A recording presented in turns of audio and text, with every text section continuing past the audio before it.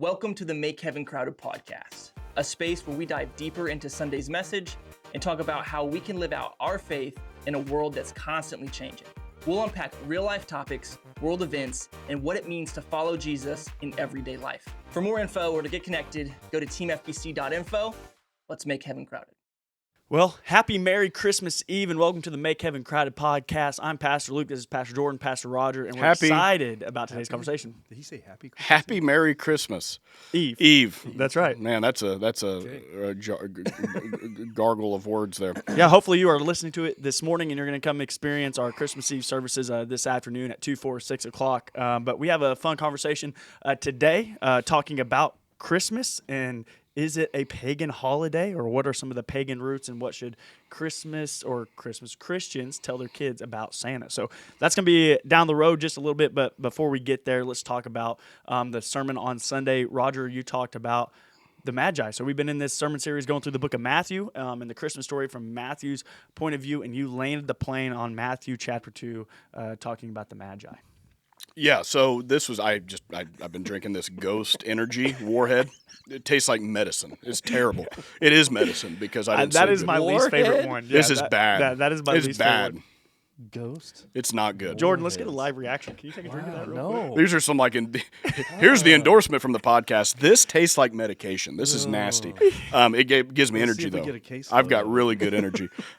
So yes, the Magi, and of course, we've said this series before of like what can we cover in Matthew's account of the Christmas story that people may not know. So like week 1, going through the genealogy, okay? You don't usually hear that during the Christmas time. Right. You covering the angel component of it, and heard a lot of feedback of like, yeah, we don't really hear the angel get covered a lot in terms of what we talk about in the Christmas story. And so then we get to the Magi, and I didn't focus as much on the Magi. I introduced them. I gave a little bit of context. This is who they were. This is, why they did what they did. But then my main focus, instead of on the men, the focus was on the gifts that they brought and why those gifts were important then, why they weren't just items that they brought just because, but that they each had a meaning, a purpose, and that meaning is just as relevant today than it was 2,000 I had years a lot ago. of people talk about the relevance of the gifts and that they had not heard that before, and they thought that was pretty cool. Yeah. So Yeah, and the gold, of course, you celebrate a king. The frankincense is, hey, we burn this for worship, and then, of course, the myrrh is to show that the what? Myrrh, babe. Myrrh, what's that? There's a Saturday Night Live skit. I guess I didn't know that. I didn't know but that but first service. There'll be a few people watching that'll get Well, that. first They service. might have already said it. When I was saying myrrh, first service, I found myself purposely going myrrh, and nobody was responding. Myrrh, babe. Yeah, and so I just What is myrrh? myrrh is like what a cow makes. Myrrh, But myrrh was to signify So death. I'm thinking about like deer hunting. Like if you got a deer that's walking, you're trying to get it to stop, you go myrrh. I didn't know that.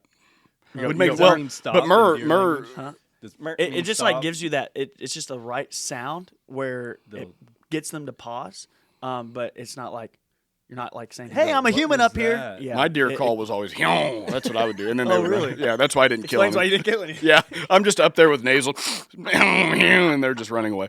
Anyways, myrrh was to show that Jesus was born to die. Like that was a whisper of a prophecy that Jesus would later, at the Lord's Supper table would say, "Hey, this is why I have come." I'll be honest, I've heard the Christmas story over 50 times now in my entire life, and never heard those connections. Yeah. So I thought it was really cool. Yeah, so that's where, to find, and like, how do we apply that today? Well, again, going through those application points of you would give gold to a king. Who do you give gold to in your life? Because we all give gold to something or someone. We all have a throne in our life, and we put something on that throne. The frankincense, what does your worship say about your relationship with Christ? And then myrrh, ultimately, what part of you has to die in order for Christ to fully live in you?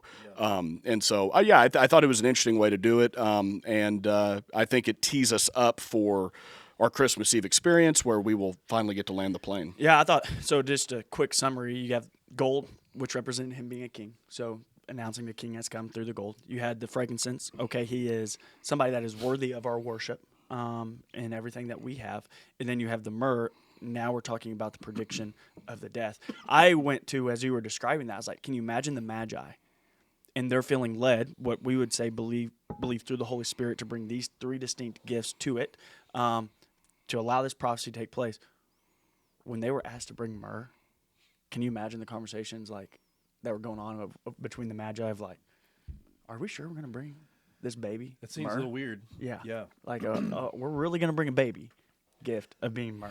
And so that's where my mind Well, went. you've got the myrrh, which is the most inexpensive, but like what's incredible is frankincense was more expensive than gold. In fact, usually the only people that had frankincense were, the priests in the temple. And so as I researched the Magi to find out they weren't poor, they weren't, lower class, but they were not uber wealthy. They the money that they received was largely their trade was intellectual. They were philosophers and astrologers, and so they were not just sitting on all this money where you can go and buy gold or go buy frankincense. Like the chances are the amount of money that they had to take out of their bank accounts, out of the money that they had, was substantial. And I think that that's a sign of sacrifice to say, hey, we don't entirely know why we're doing this, but we know that what this requires of us is going to be a lot. Yeah, well, there is a connection to a king being born. They knew there was a king through the stars. But to your point of the wealth, it's funny because we sing a Christmas carol, We Three Kings. Yeah. They were not kings. No. So why? Why do we have a And Christmas there may not carol? have been three. Yeah. And so Yeah.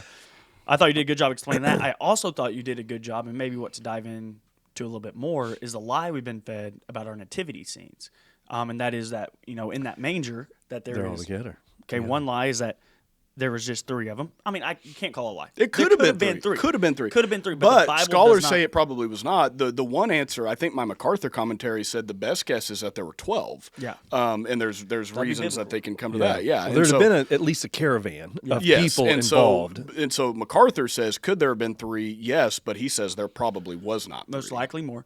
But also we know that they were not there the night of Jesus' birth. No. So it wasn't like Jesus is born, and then the shepherds arrive, and then the Magi arrive. Three fake kings. This big family reunion. No, it was not. Right, Not at all. and anybody that's actually given birth would know, like, right after you have the baby, the last thing you want is just a whole bunch of strangers walking into the labor and delivery room saying, Jesus would have been walking and running around probably. yeah, probably so. He was probably more I advanced. mean, because at the earliest, probably 18 months, but probably older than that. The shepherds, the Magi and the shepherds were not even close to being there at the same time. there was a few things in Matthew's text that would even show us that the Magi would have showed up later. Number one, it says, and you did this in 2:11, they came to the house and saw the child with Mary, his mother.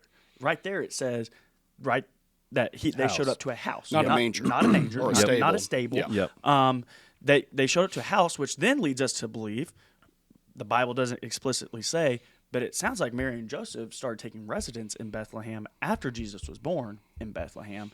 After they did, They stuck around a while. stuck then. around. Yeah, the innkeeper is all, Good point. I literally, Caitlin and I were passing North 5, and I saw a beautiful nativity scene, or nativity scene, as I say, and I got corrected.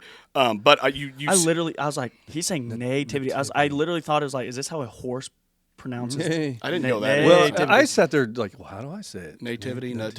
All that being said, we're driving on Highway 5, and you see the shepherds, the Magi, the innkeeper is still there. It's like they've got the whole. It's like we've got everyone here, and I'm like, that is not accurate. But that's what I said in my message of like, tradition is great, but we have to be careful. And I think that's where a lot of people assume this is what the Christmas story is. And like you ask people, have you actually sat down by yourself? When's the last time you've sat down and just read the first couple of chapters of Matthew? And I think we have these traditional things that we plug in and we say, well, no, this is the way it was here. This is the way it was here.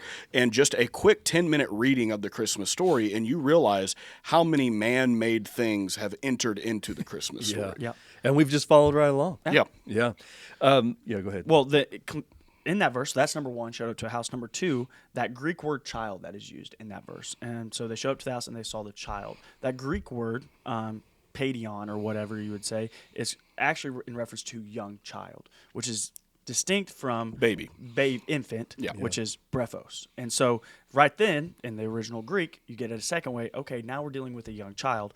So that's the second thing. The third thing, actually, you go down to verse 16, and you look at where Herod ordered the killing of boys in Bethlehem at what age? 2 Two and under. And so from there, you would distinguish between the original Greek word, what Herod did, and Herod based his timeline because he had already talked to the Magi.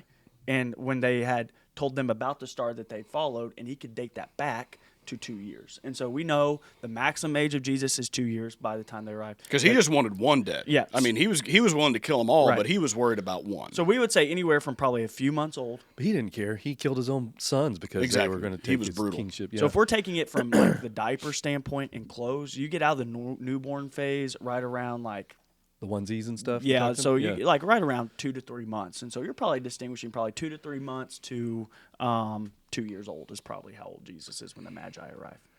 Yeah, right on. So Yeah. those are the three things. Absolutely. That shows that. Yeah. But yeah, it doesn't fit within the normal Christmas story and narrative. No. They're all together, and he's just a little bitty baby. Now, does that hanging mean out you need to around the go manger. when you go to Sodar City and you see Kick the down the nativity nativity scene? scene? This is heresy. Blasphemy. No, Yeah. let people. I Let say people try enjoy it. See what happens. Yeah. Punch the Magi. For Yeah. Yeah, yeah, and then you can tell people, yeah, I got trespassed for life Maybe. from Silver Dollar City. or don't just move them away, like just put them at a distance. Show up with like clippers and just chop the innkeeper out of the Yeah. nativity scene, like Brutus the Barber beefcake. Just that's a Actually, do wrestling. not do that. I can imagine somebody doing that and then be like, "Well, my pastor's told me to." Look do at that. You listen to this podcast. Yeah. So, No. but I mean, and tradition's great. And we're going to talk about tradition a lot here in a little bit. But I do think it's important as Christians to say, like, when you go to a nativity scene and to say, there's parts of this that are questionable, the ultimate message is the same. And I think that's where, in really doing a deep dive on the gifts, I knew that there were meanings behind them. I didn't realize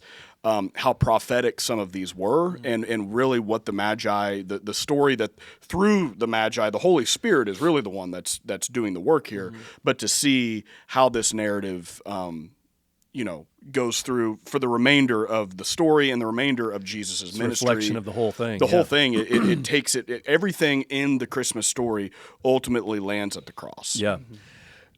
Did you have anything else, Luke? No, it's like, yeah, we kind of badmouth nativity scenes, but the whole reason how it got to where it is it's just the characters of the Christmas story. Yeah. And so instead of just believing like, oh, that's the live event that took place, like that's an exact picture of the night of Jesus' birth, they're just highlighting the characters of the Christmas story. Which Yeah, I remember when it was first pointed out to me several years ago that Jesus would have been 2 when this would have happened, and these guys weren't lined up together. It was kind of like wait, what? Yeah. I was almost a little bit not offended, but like, hold on, I've been sold a bill of goods my whole life, and this is not really how it went down. I was kind of a little bit perturbed by that. Yeah. though. And so which it is leads well fascinating into our next conversation after we talk about the Sunday message. about the traditions of Christmas. Is that what you're talking being perturbed about things that you were told growing up. about? Oh yeah, we'll get into that in a Santa minute. Claus. Yeah. Uh-oh. Well, but speaking of perturbed, there was a few things that you said in your sermon, Roger, that I need to highlight and we need to clarify. Because and this might be related to the only other thing I want to say about Sunday's message. I wanted to explain a little bit of, because I did have a few people come up to me because I made a jab at people that have horoscopes and believe. Oh, I wasn't perturbed at that. I told you to call it horror scope. So. Oh, yeah, that's true. Was it what I said about gold? Was that it? Yeah. Gold has no value. I said, no, Shiny. I didn't say it didn't have value. I said it has no practical value, and I was stupidly applying it to today, where you informed me. And the commentary I read said it had very little practical value back then. Oh. It was large. It was largely used back then as exquisite gifts and stuff like that. That it didn't have as much of a practical value as opposed to other things that would have been more inexpensive. Frankincense had zero practical value. It was only used to be burnt. So explain that, like, And then myrrh actually did have a practical value. It only had a practical value for one specific type of person.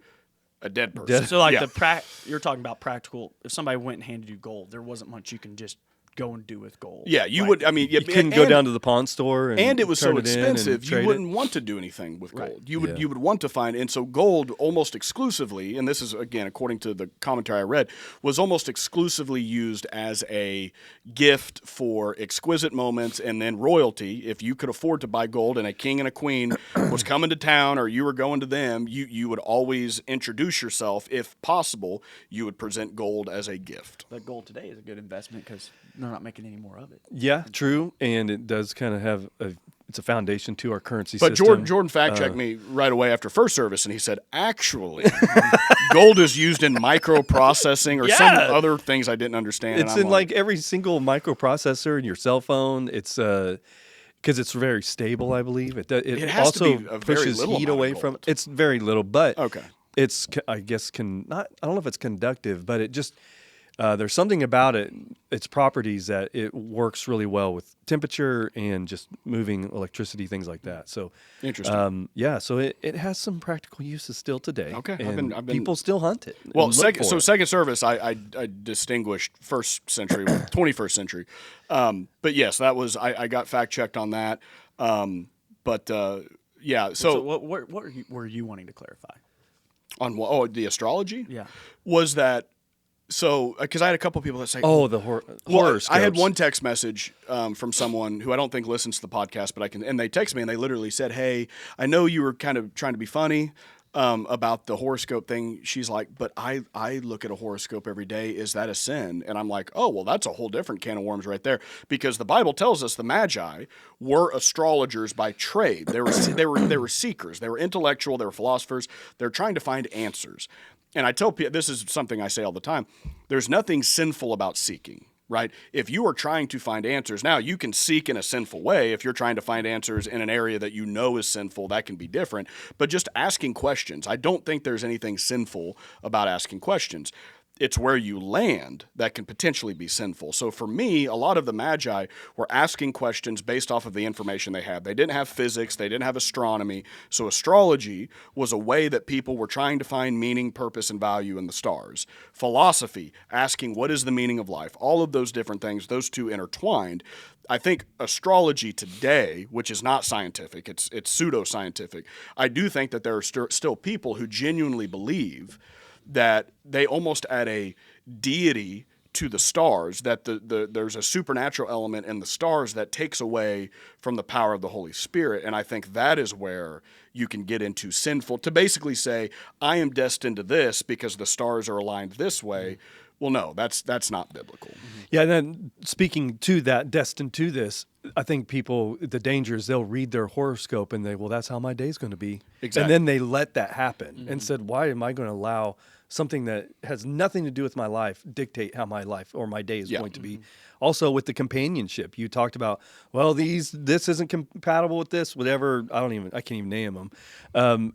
People will buy into that and go, I can't marry you. I can't date you. I can't hang around you because we're not going to get along. And if you didn't listen to the message, the joke I made is if you go on a first date with someone and they immediately start talking about their horoscope, you need to get out. You need to run away. And there are some people that are like, oh, well, I'm that person. And it's like, okay, well, not to step on your toes too much, but guess what? You can find meaning far greater in Jesus. Like that's the whole point. They let it dictate their life and run their life and determine how their life's going to turn out. And for some people that I know who may not be Christian, but where a prayer life can exist, instead you are going to your horoscope as your Holy Spirit. That is what is guiding you, and that is dangerous. I mean, and I think I might have tried this a few times.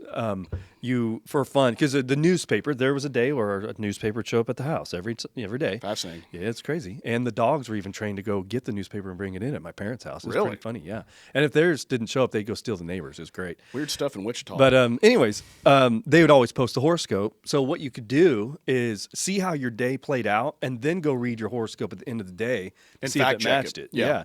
And 1,000% of the time, it didn't. Well, what horoscopes do is they generally it's like if you go to a fortune teller at a mall or something, and they're going to give you a general enough answer. I think it's called cold reading, where, like you see the mediums that are like, okay, I'm talking to a Joe, and then someone's like, well, my dad's name is Joe. Yes, okay. And Joe, he's got his hair is, oh, well, he had curly hair. Yes, curly hair. And you're just manipulating naive people. And I don't say this to be very offensive. common things that somebody could pick up on and make something. Yeah, and I think modern day horoscopes do a very good job of manipulating naive people that are looking for answers. And again, the Magi were looking for answers. They were looking for things, and there's nothing sinful about wanting to find what the answer is. And thankfully for them seeking led to the answer, which was inevitably Jesus. Well, I have some history behind that, but before I get to that, I had a couple other things that you'd said. The other was, we kind of already talked about how the Magi weren't wealthy, and then we have that carol that says the We Three Kings, which they weren't kings. Yeah. But they were somebody of significance because they had direct and immediate access to the king. They were elite. So, yeah, they were somebody special. And as you said, very wise and intelligent people that were digging in. But- They were even considered priests. But I think that's where, like, even in Acts, you have the Ethiopian eunuch, and he was an outsider, even though he was a part of. I mean, he was a member of royalty, and so it just showed there's different dynamics in that culture. Where in some areas they're not elite, but obviously for the Magi, yes, they were considered elite, but elite wasn't synonymous with uber wealthy. Yeah, they actually, I saw that it was even kind of connected because they could have been from Babylon. They even kind of connected it some roots to the Daniel elite side of things, where Daniel was possibly from potentially Hezekiah's family line, potentially. But in that sense, they had special privileges within a kingdom of some kind. They were upper level, just people within somebody's dynasty of some kind, but they were significant people of some kind, and they traveled in a very large caravan. It wasn't just 3 dudes on camels rolling into Bethlehem saying, hey, we're looking for the king. We heard there's a king that was born. But the other thing, and this was the biggest, Elf is not a funny Christmas movie, and Will Ferrell is not funny. It's not. Yeah, that's a Come hot on. take. That's a very hot take that I disagree with. I had some very. I've said this before. If Elf wasn't a Christmas movie, it would be like the other 400 million. How can Elf not be a Christmas movie? No, I'm just saying hypothetically. Take it out of the context of Christmas. Yes, I know it's a Christmas movie. Take it out of the context of Christmas. That would be like every. Now I think it's PG, so that makes it a little bit better with Will Ferrell. I've never thought Will Ferrell was funny. I think he plays the same character in every movie, especially lately. His movies are just absolutely unwatchable.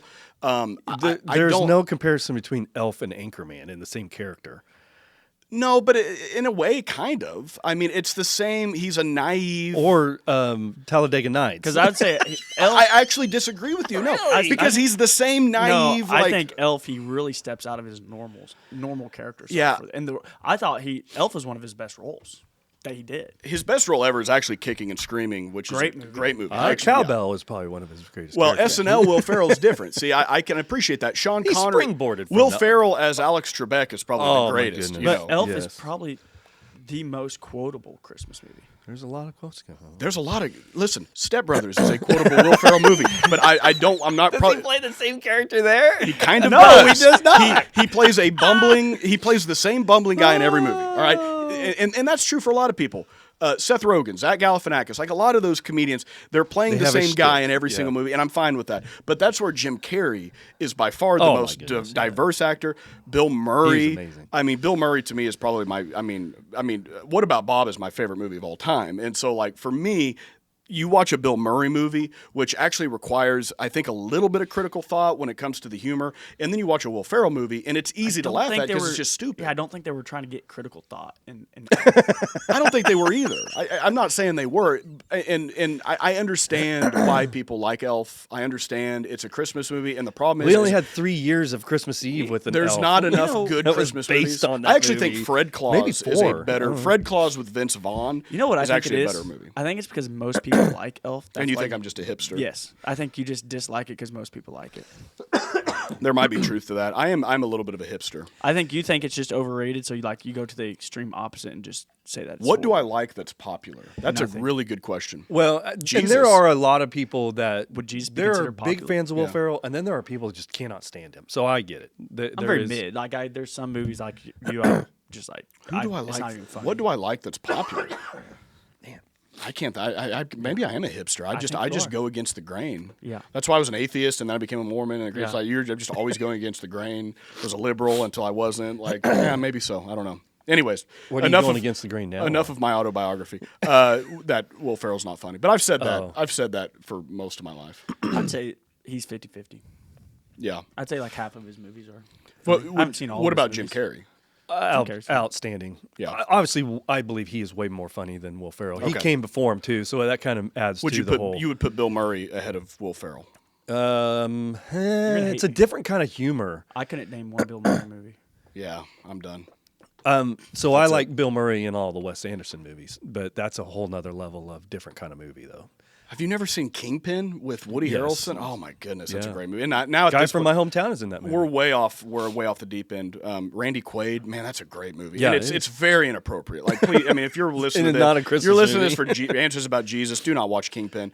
Don't watch Step Brothers either. But Bill Murray has a different kind of humor. He's very kind of dry, deadpan. You are very much that kind of humor, so I think you can relate But that's to him. that's exactly why. When I watch Bill Yeah. Murray, I actually I remember growing up watching Bill Murray movies and saying like, I want to get that comedic effect Zombie. of Bill Yeah. Murray. That's the Bill Murray movie I've watched. He did have a cameo in that, Yeah. a very Really? brief cameo because Woody Harrelson goes to his mansion, and so. about Anyways, that? so the Magi, And there's probably Caddyshack with Bill Murray. Caddyshack's a great one. That's and where it's he really got Chevrolet Chase. We talked about good old Chevy, and so yeah. So, anyways, well, listen, we'll save the pop culture. We'll do a sequel some other time. So the Magi. The one other thing, if we have time. We have time. Okay. We have no limit, Well, and we've been told to go longer. we do have a limit. You did mention something interesting that I actually have Yes. not dove into. So there is a backstory to what the Magi saw, the star they saw. So there was people that have done this astrological research through software that can date back and follow the constellations and how all that works. I don't even know. I almost called it a rotation. I don't know what yeah, you even we're call not it. astronomers. But it goes back to June 17th of 2 BC. And at that time, in their day, okay, so you had Jupiter, which is known as king planet. You have Venus, which was associated with motherhood, fertility, and queenship. And then you had Regulus, the bright star in the constellation of Leo, which is the king star. All these things happened to align on that day. And so, let's see here. They came extremely close together, that in the night sky, which is a rare, they called it conjunction, so bright that the two planets nearly merged into a single brilliant point of light. And then they passed by this King Regulus star, which caused it to look like it had a crowning over the star. And so then when you connect Leo equals king, and then to Judah, and Jupiter being a king planet, and then Regulus being a king star, this is what they believe the Magi saw, and were like, whoa, this is unseen and never seen before. There's something special going on. And then they would have connected the dot that a king was born because there was some kind of special astrological event that potentially God, they believed, because they believed in a God. They were known as priests, that they connected it, and then they followed it to then where Jesus was, and it all connected the dots. So it's kind of fascinating that there was an astrological event that truly happened. And the guy that did this research, as far as you know, was his religion. I mean, his beliefs of the event itself. I don't know if it's the same, the guy that did the Star of Bethlehem Gotcha. show, Okay. that he did all that research. I think that might be separate. Gotcha. Or it Okay. may be, I don't know where this research technically came from. I don't Yeah. know the exact source. But Okay. Interesting. there was a interesting event that did happen long time ago that potentially could have been what the Magi saw and would have led them to believe a king was born. Interesting. And they wanted to go see this king. Yeah. Kind of fascinating. Yeah. So absolutely.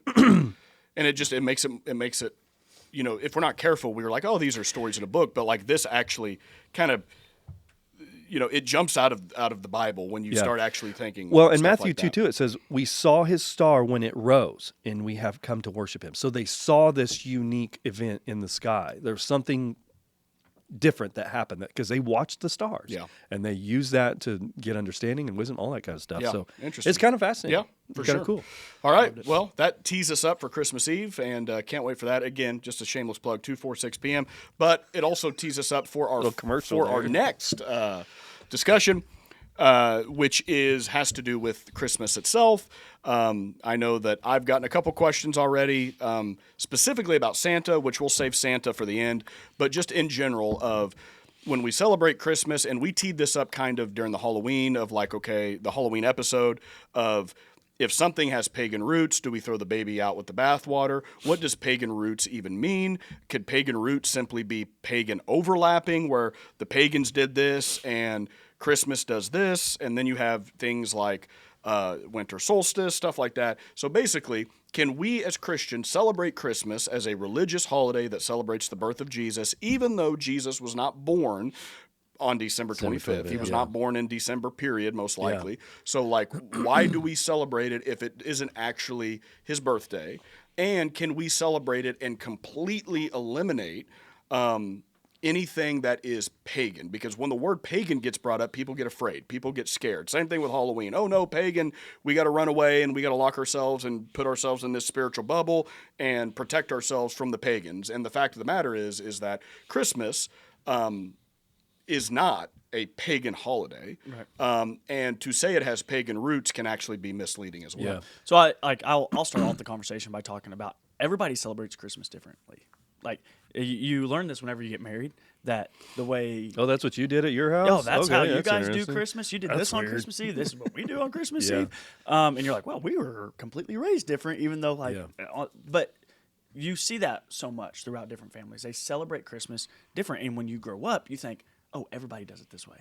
Everybody believes in this. Everybody talks about it, and really that's not the case. And I'll kind of tee us up, go back to Matthew's version to tee us up for this is, as we were studying Matthew for this sermon series, what hit me was, can you imagine if Matthew's letter was the only letter we had about Christmas? What would we know about the Christmas story? And It's interesting because we always read Luke 2. right. So we read Matthew knowing we have Luke 2 and having that idea in mind. But can you imagine being Matthew's original audience? They don't have Luke. They just have Matthew's version. But he mentions That the was a virgin. Freudian slip. Yeah, but there is the Matthew's version, but he briefly mentions Mary being a virgin, but it's on the context through Joseph's lens. Yeah. Like you get very small portions of the Christmas story. Actually, the actual birth itself, hardly anything. It literally is like the angel appears to Joseph, And then it picks up later. then it's like Magi show up. Jesus was born, given the name, Magi arrived. Yeah. Yeah. That's what you get of the Christmas story. And so that's removing that other pre-understanding. It's kind of a fun way to approach Matthew. I enjoyed it at least. But you landed it perfectly by talking about gifts, because so many people have reduced this time of year down to just being about Getting gifts, yeah. Getting gifts. And I thought you did an incredible job on the application part of, hey, Jesus was born as a gift to us so that we may receive the gift of salvation. But in receiving the gift of salvation and Jesus being born, the very first thing we see is the Magi coming and laying their gifts before the Lord. And so in the same way, whenever we are reborn, whenever we give our life to Christ, hey, now it's us taking the gifts that we have and now laying back at the feet of Jesus for him to use through us. Because I think that was maybe the most important thing I wanted them to know in the entire thing was the order of they didn't present their gifts to worship. They worshiped freely, right? They had full access to Jesus, and then they presented what they had. So I thought you did an incredible job with that. Now teeing us up for the conversation. Yeah. Now, so how did we get to where we were at with the gift giving and it being on December 25th? And Well, real quick, when I started learning that Christmas wasn't on December 25th, it was again that whole, wait a minute, going back to the other part of, wait, Jesus was like a 2-year-old running around and probably even potty trained? Time out. I thought he was still a little infant. Why hasn't this ever really been? I feel like I've been sold a bill of goods. Yeah, and it was the same thing with December 20th. Well, why don't we actually celebrate it on his actual birthday? Well, then when was his actual birthday? It's kind of I don't know. It's just kind of like there may be people listening going, wait, what? Yeah. Time out. September. Can we stop for a second on that? September is probably the best guess of when Jesus was born. Yeah, and they base that, and so then the question then is, well, how do they know that? And then why aren't we celebrating it in September? Yeah. What day? Don't know the exact day, but they can base that on the Zechariah in the temple doing his priestly duties, and there being about a 6-month gap between John the Baptist and Jesus. So then that you fast forward March-ish time frame to then that adds up to September. And then there was something with the shepherds out in the field. They would not have been out in the field in the middle of winter. That's just not what they do. There's Because no way. it would have been March when that priestly duties. We're looking at 3 months, and then 9 months is a pregnancy. So 6 months after that, we are now in September. Yeah. So, and that's actually a very educated, and most scholars would agree we're looking at September. It And adds as up, you mentioned, actually. the shepherds in the fields and stuff like that, Yeah. they would not have been in the fields on December 25th. But that very well could be for some people listening going, I never knew that. Yeah. Time out. What? The house of cards has been crashed. So like the shepherds, they were in the fields between March and November, but once December hit, that was the rainy season. Yeah. So the shepherds would not have been in the fields with them through No, that they time. would not have been. So that's how we kind of think, it's probably right around September. But then how did we land on the 25th? Okay, yeah. So let's dive. Can we dive into that question? Yeah. Yes, let me pose the straw man argument that a pagan would, or an atheist, or someone who's they would say that winter solstice, which is a pagan rooted holiday, that is December 21st, 22nd, and that the day December 25th was chosen to appease paganism. That's the kind of argument that we're going to now destroy. So how do we actually get December 25th? Okay, yeah, great question. So if we go back into the history, the early Christians, like if you look at the very first century, second century, did not celebrate Christmas at first, the birth of Jesus. The main focus for them was the death and the resurrection of Jesus. And that's what we see for the first 200 years. But there became a like, hey, this is such a big deal. Still Jesus a significant day. Significant day. Yeah. Trying to we find all celebrate birthdays. Why don't we celebrate our Savior's birthday? Exactly. And so like what they believed, early Jewish and early Christian people believed holy people were conceived and they died on the exact same day. So if you want to know when somebody was conceived, if you knew the day that they died, then you would know. And so looking at Jewish calendars, they believed that Jesus' crucifixion believed to take place on March 25th, based on the Jewish calendar. So if that's when, going back by their mindset, 9 months, the holy people, that means they also believe he was conceived on the 25th, which, that's another conversation about life. They obviously believe life began at conception, and they didn't even know we were having this debate yet, but that's when they believe. Yeah, and so they're just like, duh. Yeah, well, then they... You don't believe that. And so you go from March 25th, fast forward 9 months, what day do we get? We get December 25th. Okay. And so they start seeing it as December 25th as the birth of Jesus by taking the day that he died, the day that they believed him to be conceived, and that's when they started celebrating it on December 25th. Interesting. Yeah. That's interesting. And so with that came a lot of strong symbolisms, though, right? Is because Jesus, we know, is the light of the world. They would know this. So now we're in the 3rd century. This is 200 years after Jesus was born that they're first starting to celebrate his Christmas. But as you mentioned, they placed it right after the winter solstice. And so that was on which days? The 21st and 22nd. 21st and 22nd. So in that timeline, the days begin to grow longer. The symbolism is like we're going to celebrate the light coming into the world at the darkest time of the year. Yep. And so that fits right in with Christian theology perfectly. Yep. Then the other question that people always like to bring up, well, what about the other pagan festivals that surround this day? Saturnalia is the big one where they say it's a pagan festival. They do gifts. There's trees that are similar to Christmas trees. You have mistletoe, which has a pagan, origin and stuff like that. And so it's to wrap up the end of the agricultural year, and then they celebrate and have a big feast. And So I mean, Saturnalia, December. Those dates are December 17th through the 23rd. So still very that's right. close. It's close, but I mean, close only counts in horseshoes and hand grenades. Does not count when we're talking about pagan and Christmas. So that one, it's not there. It's a different day. And then the other one is Sol Invictus. Yep. And this one is Sun Festival. Sun Festival. Yep. On which you were talking about. There were some. Yeah, they called it the Jesus birth of the unconquered sun, whatever that means. Yeah, but what we see if we look at the history dates, they moved that to December 25th after Christians started celebrating the birth of Jesus on December 25th. Conquering sun. And so what Rome realized was, hey, you have these Christians coming together to celebrate their king on this specific day. They moved that Sol Invictus to that time frame, try to deter people from using it as a reason to celebrate Jesus and his birth and everything. So much of it isn't so much that it's pagan; it's to steer people away from pagan. And that's where before we were recording, you said something that's so incredibly important in debate. This is a doctrine of debate. If you want to debate, this is the one fallacy you should not do, which is that correlation does not equal causation. Correct. And so, if 5 people go out and do something stupid, and you find out they all brush with Crest toothpaste, that's a correlation, Crest's fault. right? Yeah, who knows? But the toothpaste they brush with, you can correlate that, but that doesn't mean that the toothpaste caused what they were doing. The same is true that there are correlating factors. You can look, we always use the extreme, so why not? You can look at Nazi Germany and say, well, the Nazis did this, this, and this, and America does this and then this. Okay, there may be correlation there, but that doesn't mean that that is a causal factor of why those things happen. Roger, So, I think it's strange that you chose Crest because Crest used to have, and I don't know if they still do, had a moon and a star on the backside. I didn't know that. And I've they never were- brushed. See, we brushed with Great Value growing up. Great Value toothpaste. It just said best choice on And it. so some people try to connect that to crest was owned by people that followed astrology. Oh no, which connected to the Magi. I have accidentally made a beautiful connection. Yeah. But correlation. Yeah. So basically, to say, well, hold on, Saturnalia had trees and mistletoe and gifts, and Christmas has trees and mistletoe and gifts, and it's like.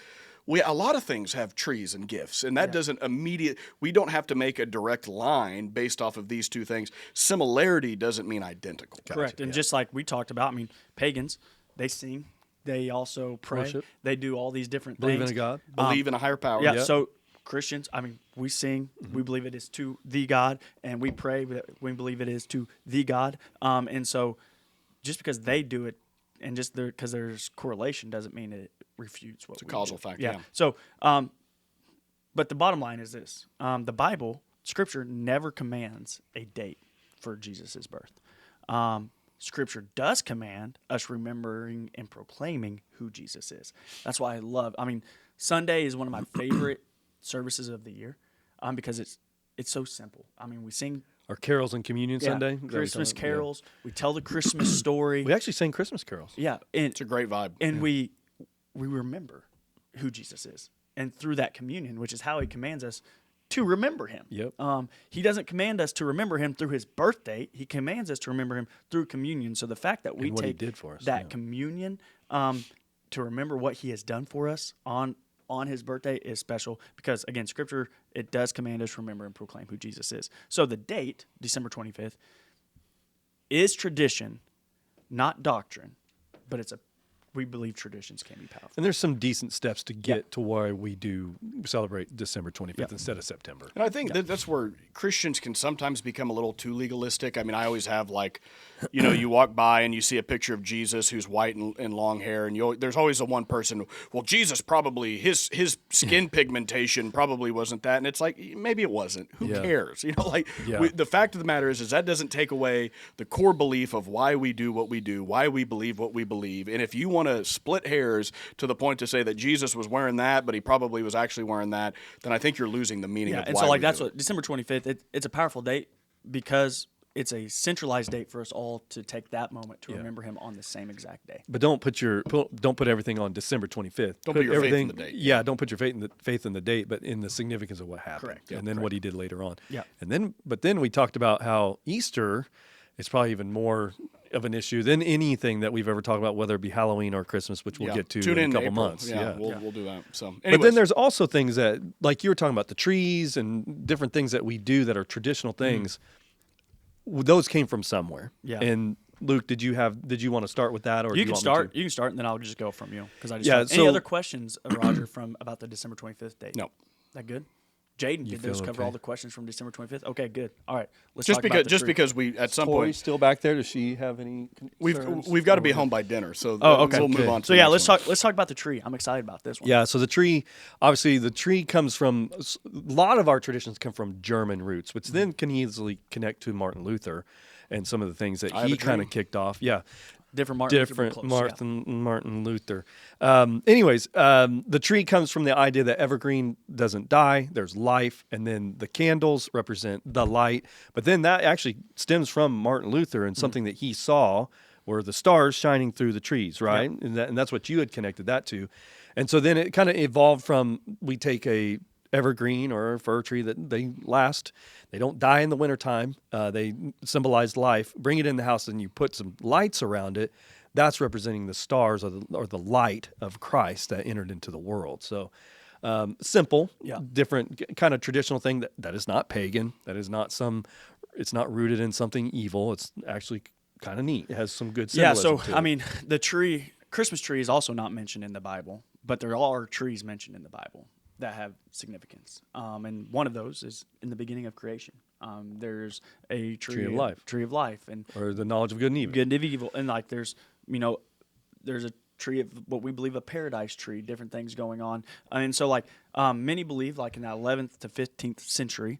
During that medieval time, that churches, they begin to decorate the evergreen tree, and it was called the Paradise Tree, and it was used in plays at the churches on December 24th, which was Adam and Eve Day.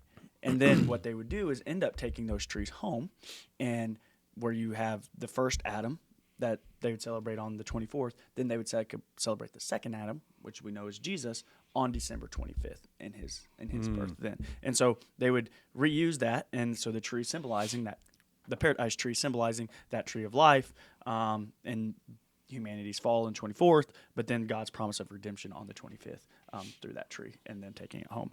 Then That's neat significance. Yeah, and then when you fast forward, this going on in the churches, then in Germany, you get the Reformation in the 16th century time frame taking place. You see many, and they credit Martin Luther with taking those trees and adding those candles to represent the life of Christ, Major the light fire of Christ hazard. throughout the world. Yeah, definitely probably had. I wonder some how many houses churches burned down and houses because of that. no telling. Yeah. And so, but like you see Martin Luther incorporate that in with the stars and different things like that. So that's the second part that we get. The third one, I thought this story was interesting, and it's actually going back in time, and it's this guy by 8th century Christian missionary Boniface. It's Boni face. So I don't know how to pronounce that. Bony face. He was Bony face. He was Yeah. very Never heard of skinny. Bony face? He was a saint. He was a saint Boniface. I like to think he was Italian. Boniface. Anyway, he was sent to evangelize in these German tribes. Three Missouri guys trying to pronounce it. I have no idea. It's bad. Essentially, he was an apostle to the Germans because he was sent to these German tribes. And what happened was one day he was in one of these villages, whatever, and they had this sacred oak tree known as Donar's tree or Thor's oak. So it was a tree dedicated to Thor. And he was a god. He was very upset god? about this. Lowercase g. Yeah. And Thought of as a god, yeah. and Pagan god. and what they believed is that anyone who harmed this tree would be struck dead, and so they would worship this tree. So Boniface, what he would do is he went down and cut down the oak tree himself. Yeah. He's like, oh, yeah, I'll which- show you. It's not easy thing to do, but because he didn't have a chainsaw. Yeah. Did that this with was an axe. He did it publicly and with intentionality is when he did this. And I bet that freaks some people out. when he was not struck dead, there was no divine punishment. It demonstrated the powerlessness of the pagan gods of that tree, and many actually converted to Christianity after he cut down that tree. Is that why Thor then has a hammer? No. That predates the Christmas tree.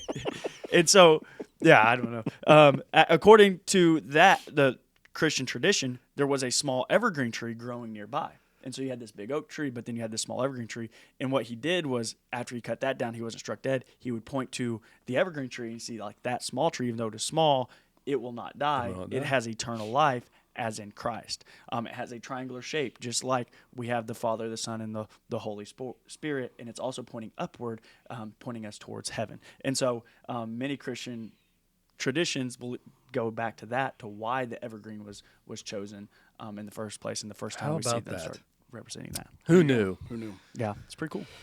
So that's the. I think we're already over an hour, but Doesn't matter. Do we have time to talk about Santa? Absolutely. That's what I want to talk about. That's We what have people to. want That was the thing we've been building up to. Yeah, there was the tree. There was the December 25th. So your and tree now- isn't pagan. The lights on your tree aren't pagan. The And wreath Santa on your is not door is pagan. not pagan.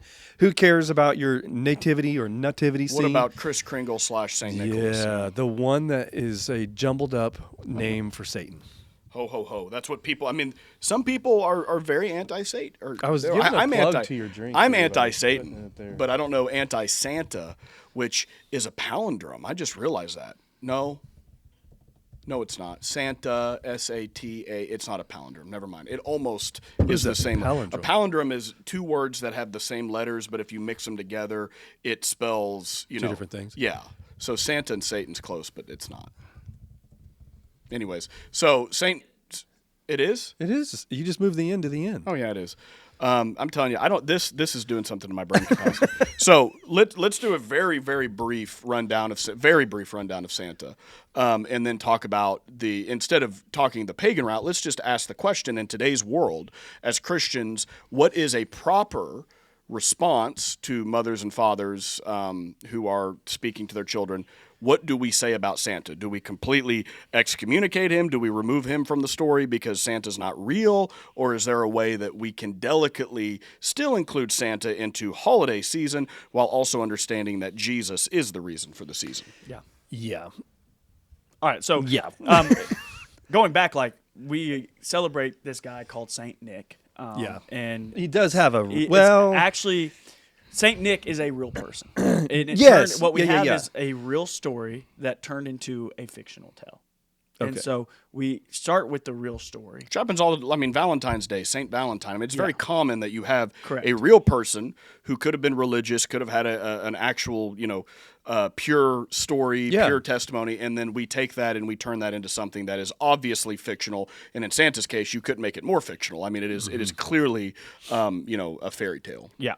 So what we have is this guy by the name of Saint Nicholas, who was known for his generosity. Yep. And so he lived in this town called Myra, Myra. Is that in Turkey, right? And modern day Turkey. And going all the way back to, he was born around 80, 270.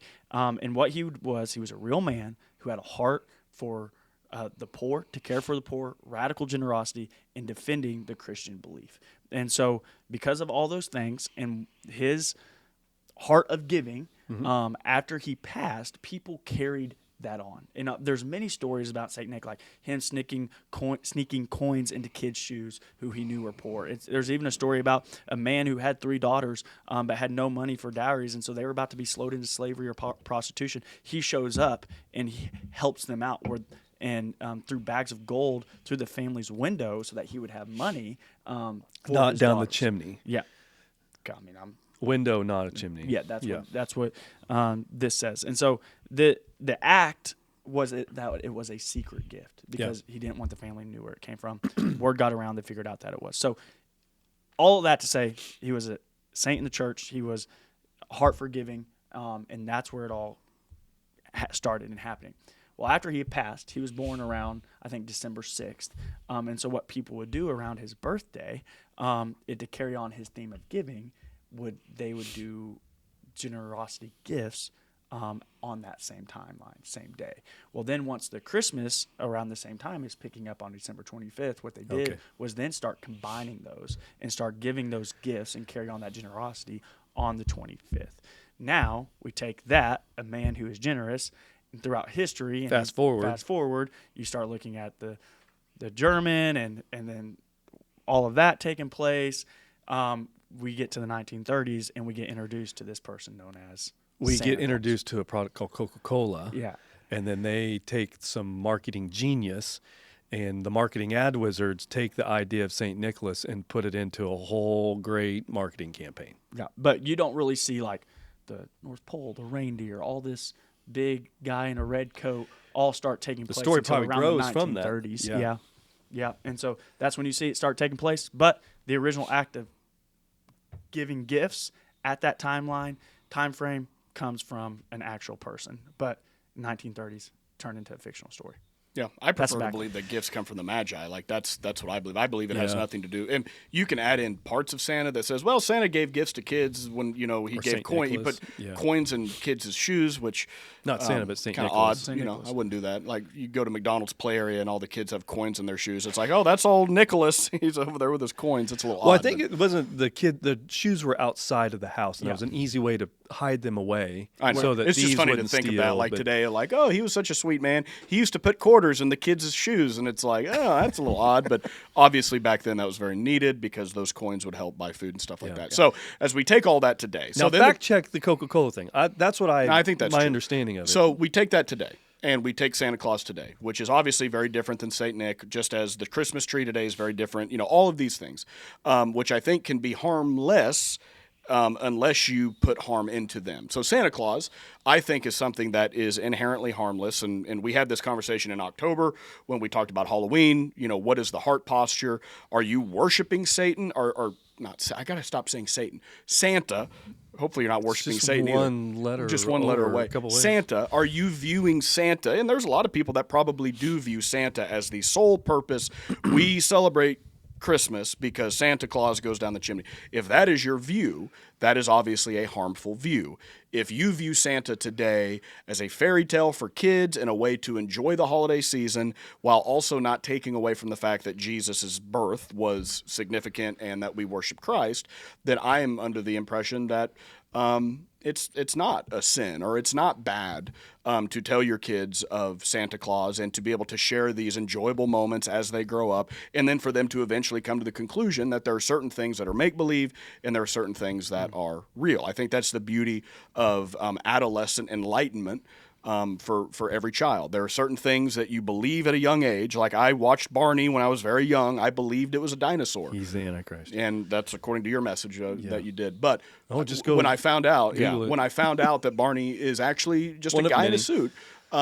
I did not have this existential crisis in my life. That was the next step in my intellectual enlightenment, and I can look back and I can enjoy moments of being a child and believing certain things that I now know are not true. I don't think it was harmful. I don't think it stunted my growth. In fact, I think it allowed me to be an imaginative child, and my mom allowed me to do so. Yeah. So, I mean, I get it. I understand the whole. It can be a harmless.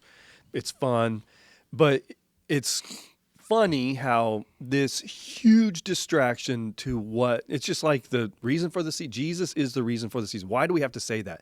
Because Santa is such a huge distraction to the reason why we celebrate what we celebrate on December 25th and everything we went through to get to that date. Is that coincidental? I don't think so. I think it is truly the world. And could it be innocent in regards to the world? There's people in the world that are like, well, I don't believe in Christianity and I want to celebrate something. So we're going to create our own thing. Sure. I can see Well, it's that just, I mean, evolving it's over time. The but Easter Bunny and Easter. It's Yeah. like, I mean, you talk about taking something that has zero, relevance whatsoever. yeah, why do we care about a rabbit that And drops yet, eggs? And yet I mean, churches still do Easter egg hunts. And I don't think there's anything, inherently wrong with that. Depending on where your heart posture is Sure. and the reason. When I hear people scream, I hear Christians say, don't forget the reason for the season. And it's like, well, what is your reason for the season? Like that to me can be a very personal thing that as Christians, we need to make sure that we understand our own reason for why we celebrate. And to not let distractions get in the way of that reason. there's just so much centered on Santa, gift giving, Materialism. Yeah. that it I agree. is such a huge. And I don't know if it used to be this big, but it is definitely big. It's grown and grown and grown. It's almost, you can't help it that I bet you Satan just loves that. It's a huge distraction for our celebration of the birth of Christ. And so, whether it's harmless or not, it's just a huge distraction. Yeah. I think so. There's that route, and I think the route you were hinting at is people make the argument to not tell their kids about Santa because if they lie to them about Santa, how will their kids believe them when it comes to other things like talking about Jesus? I actually listened to another podcast about this. I thought Josh Howerton in his podcast explained it really well. He says he has 4 family rules for his family, and it ties into this, I think, beautifully. He says there are 4 family rules. Number 1, don't lie. Number 2, they don't keep secrets. How about steal? Number 3, Cheat. number 3, love surprises. And then number 4, love pretending. And so like what it does is like they distinguish the lie from pretending because pretending that encourages imagination, creativity, and play and joy that allow kids to explore those ideas and those stories. And it reinforces that imagination is good, but pretending is not lying when everybody knows that it is pretend. Yeah. And so that's the distinguishing factor. And I disagree with that one. I think the kid doesn't have to. And I gave this example off the air, but like growing up, I thought pro wrestling was real until an embarrassingly old age. Like, this is what's happening. And my mom knew it was fake. I mean, she knew what I was watching was probably not as authentic as I thought. She rocked your world but when my she mom dropped that bomb. She didn't grab the remote and say, that is choreographed. They know the end result. No, she allowed me to enjoy what I was perceiving with my limited IQ at that time that I perceived as being real. And I enjoyed it and I loved it and I cherished it. And now I'm a 32-year-old man and I still have nostalgia when it comes to pro wrestling because I was allowed to figure certain things out on my own. And I think if you just, it's technically lying because you're not telling them the truth. If that's the case, we all harmlessly lie. When I came into work today, I pulled a little prank on Vicky, our secretary, and said this, and it wasn't true. And I immediately said, "Oh, I'm joking," and then we all laugh. It's like, "Oh, you're a liar. That's a sin. You need to repent." Well, no, because my heart is innocent this is where and pure. I'll push back. If in the household the kids are worshiping Santa more than they are Jesus, then I think that is when it crosses a line. Sure, and I'm not arguing if the child is if you are completely eliminating Jesus and you are in Jesus's place, you are exalting Santa. then yes, I would say that is obviously sinful and harmful. And that doesn't just have to do with Jesus. That can be anything that you replace Jesus with. I'm talking about, the example I gave, your daughter runs in and says, Mom, I'm playing with fairies in the garden. You're not immediately going to, say those aren't real. You're going to, support your child in that imagination. That doesn't mean you're saying fairies are real and God is not, right? You have to be able to do it, I think, responsibly, and as a parent, you have to be able to know, what that limit is, and every parent is different. Well, and that's why I don't even know if it's disagreeing or pushing back with you. I think the approach with the kids my approach, and what if a parent asked me what would they do, I would say, yeah, you should never lie to your kids, but yes, you should allow room for to be that pretending. And so, at least for me, I think an incredible route to take would be tell the truth of where St. Nicholas came from, and how he was an actual guy that gave gifts. And now it's turned into this thing that we are able to have fun in imagining this guy coming down a chimney. And so you're not lying to them, but you're still allowing them to have that room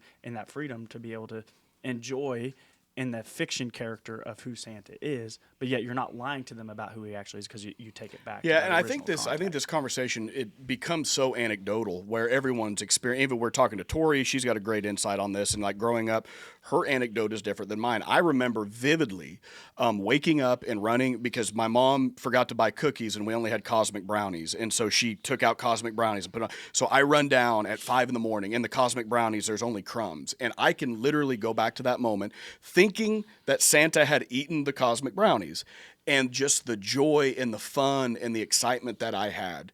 And I look back at that and I said, I wouldn't trade that for anything in the world. And when I have a child, because I'm fatherless, but when I have a child, I am going to give my child that exact same experience. And you could say, well, you're lying to that child. I don't see it that way, but everyone's different. Well, that's like there's a book, and it's called The Legend of St. Nicholas, a story of Christmas giving. And it outlines, and it goes back to the original how we got St. Nicholas, like that heart of giving, because that's what it's about. And I would say, like, a good approach to take, to not lie to them, would tell them the truth of where it came from, the story came from, still allow them to partake and go with the pretending of Santa and have fun with it. But whenever they get to the age where they start asking, like, actual questions of, like, hey, how does he come down the chimney? How does all these different things, like, we don't have a chimney. And that's the intellectual enlightenment, where we as children, when we were children, are able to come to that conclusion. And I think that that's a beautiful thing. Same thing with the tooth fairy. My mom would always put $5 under, when I lost a tooth. $5? Yeah. Oh, well, she got a Christmas bonus, or got a bonus, and but my family, they didn't give me any money. Again, it's anecdotal, but I think that's where for me it very is personal, because I grew up with a single mom, and my mom, was my hero in so many ways, and how she was able to give me that childhood of me. And I think even today why I am a seeker and why I always want to see the intellectual side of things, it goes back to that of my mom allowing me to come to some of those conclusions on my own. And every parent and every child is different. Yeah. Well, I hear people talk about when they first found out that Santa wasn't real, they were devastated. And I'm like, really? Devastated? Are you just saying that, or were you really devastated?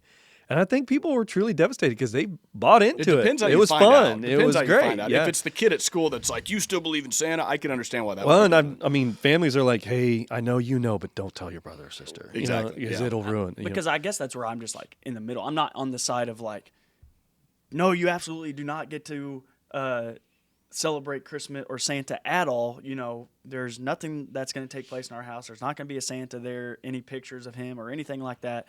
Whereas their other side would be, you know what, we're not even going to tell them who the real Santa is. We're going to let society and culture decide what they believe about Santa and everything like that, and let those imaginations go freely, whatever. Okay, I'm probably right in the middle. I'm like, hey, listen, we're going to be honest with the kids. I'm not going to lie to them. I'm going to tell them who the real Santa is, but I'm also going to tell them, like, hey, there's things about Santa that mommy and daddy can't tell you yet that we will tell you one day.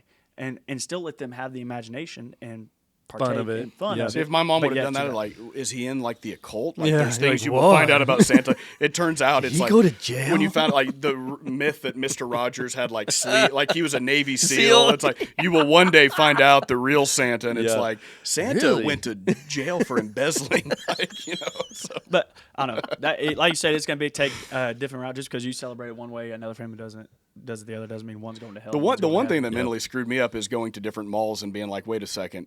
How can there be so This is many not the Santas? same Santa. And then mom saying, well, no, Santa has Santa Mall helpers that work for Santa. And it's like, man, we're really deep in this right now. And you know what? I loved every The second lie of it. had to be compounded. Loved every second of it. And so it's fun. Yeah. But All It right. is fun, but yeah, it's obviously do not let it distract from the true. I love Silver Dollar City. They scream it. They do a great Jesus job. is the reason for the season, So That's right. yeah, you just got to always have that as the main core foundation, and it's what's talked about first and foremost. And Right. our family tradition, and we would read Luke 2 at my grandparents' Yeah. house before doing anything, and so we always knew what Christmas. And that's was for me about. growing up. We didn't have Jesus in our house. Like that was not something. And so as I share all of that, it's very anecdotal. Obviously, the way I parent will be different. Nothing against my mom. Again, love her more than anything. But that's where I will definitely distinguish to say, hey, this is fun. This is enjoyable. But this is why we do what we do. It all goes back to Christ. Yeah, So, absolutely. So ultimately, people try to say Christmas is pagan. It's not pagan. ain't pagan. It ain't. It's not pagan. It's got some overlapping, but we can explain that. It's Christ large, Yeah. Christ. Causation mass. doesn't always equal Correlation doesn't equal Correlation causation. is- And if we had time, we would discuss the main hot button topic: is it a sin to trick or treat on Christmas? And I think the answer is yes. I think That is a sin.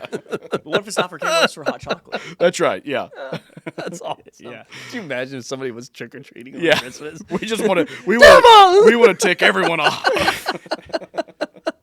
That's awesome. So Well, I think that's I all don't we know have. where we go from there. this is a fun episode. This may be a two-parter. I feel like No, people tell us to go 3 hours. Come on, let's go. All What right, else you got? I'm done. All right. Hey, Tapping out. Christmas Eve, if you're listening to this on the 24th, if not, you could probably go back and listen, but we will be here 2 o'clock, 4 o'clock, 6 o'clock.